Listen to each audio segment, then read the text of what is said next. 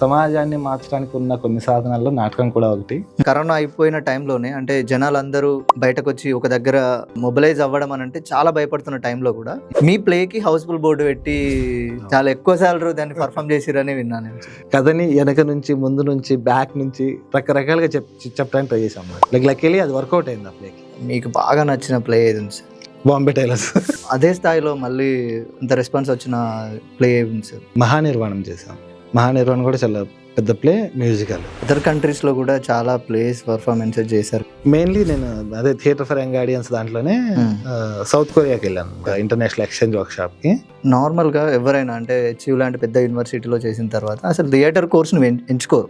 Obviously theatre arts course కి వచ్చినప్పుడే నేను ఒక రకంగా డిసైడ్ అయ్యాను అనమాట. సో ఇది చేద్దామని చెప్పేసి ఒక టైంలో మేము జూవెనల్ హోమ్స్ తో వర్క్ చేస్తున్నాను. బాల నేరస్తులు అంతా చాలా అగ్రెషన్ గా కనిపించారు అనమాట. చాలా పిల్లలంతా ఒక రకమైన దీంట్లో ఉంటారు కదా. విజిలెన్స్ చేశాను, షూ అండ్ పేపర్ అని చెప్పి చేశాను, అడ్వెంచర్ ఆఫ్ చిన్నారి అని చెప్పి చేశాను.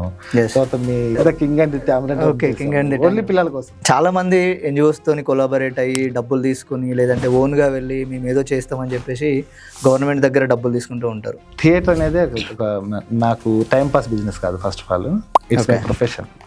నేను దానికి ట్రూత్ఫుల్ గా ఉండాలి. సార్ ఈ నాటకానికి సినిమాకి ఏం డిఫరెన్స్ ఏముంటుంది సార్? అంటే ఫామ్ పరంగా చాలా డిఫరెన్సెస్ ఉంటాయి. కిడ్నాప్ అని చూసిన తర్వాతనే అన్నకి పలాస సినిమా వచ్చినట్టుంది కదా సార్?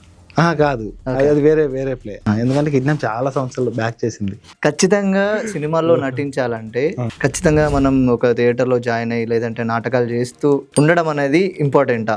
నువ్వు అంటే సినిమాలో నటించాలంటే నీకు ఏ ట్రైనింగ్ అవసరం లేదు. ఓకే, నువ్వు బెస్ట్ గా నటించాలంటే నీకు ట్రైనింగ్ కావాలి. ఒక కెమెరా ముందు నటించడానికి, సినిమాలో నటించడానికి బేసిక్ గా ఒక థియేటర్ అనేది ఏమిస్తుంది మనకు? నీకు ఎవరిని కదిలిచ్చినా హైదరాబాద్ లో థియేటర్ చేసే వాళ్ళందరూ 99% చేసే ఇదేంటంటే ఫస్ట్ ఎవరైతే యాక్టర్స్ వస్తారో they work on their body. Jhansi అక్కతోని కొన్ని ప్లేస్ కూడా కలిసి కొలాబరేట్ అయ్యి చేసినట్టున్నారు. సో వండర్ఫుల్ ఎక్స్పీరియన్స్ ఆమెతో వర్క్ చేయడం అనేది. నాటకాల్లో మీ డ్రీమ్ ప్రాజెక్ట్ ఏంది? నేను యాక్చువల్లీ మ్యాక్బెత్ చేయాలి. షేక్స్పియర్ అంటే నాకు చాలా. ఓకే, బ్రేకప్ అంటే ఏంటి సార్? స్టోరీ ఏంటది? ఆ స్టోరీ వద్దు. ఓకే ఓకే అది అయిపోయింది. నేను ఈ నాటకంలో ఫెయిల్ అయ్యాను, ఈ నాటకం చేయడంలో అనిపించిన నాటకం ఏదైనా ఉందా? ఫెయిల్ అవ్వటం కాదు, అది పర్ఫార్మెన్స్ కాలేదన్నమాట. బేసిక్గా రెఫ్యూజీస్ అని చెప్పేసి ఒక ప్లే చేశాను. ఓకే, అది సిరియన్ క్రైసిస్ మీద చేశాను. కొత్తగా యాక్టింగ్ లోకి వచ్చే వాళ్ళకు మీరు ఇచ్చే సజెషన్? స్కిల్స్ అప్గ్రేడ్ చేసుకోవాలి అండ్ ఇట్స్ ఎ ప్రాసెస్. ఇప్పటివరకు చాలా అంటే చాలా ప్లేస్ చేశారు థియేటర్. సో ప్రజెంట్ ఏ ప్లే చేస్తున్నారు? ప్రజెంట్ అంధాయుగ్ అని చెప్పేసి ఒక ప్లే చేస్తున్నాను. అందరు యాక్చువల్లీ కురుక్షేత్ర వార్ గురించి చెప్పారు కదా. సో ఆఫ్టర్ వార్ ఏం జరిగింది,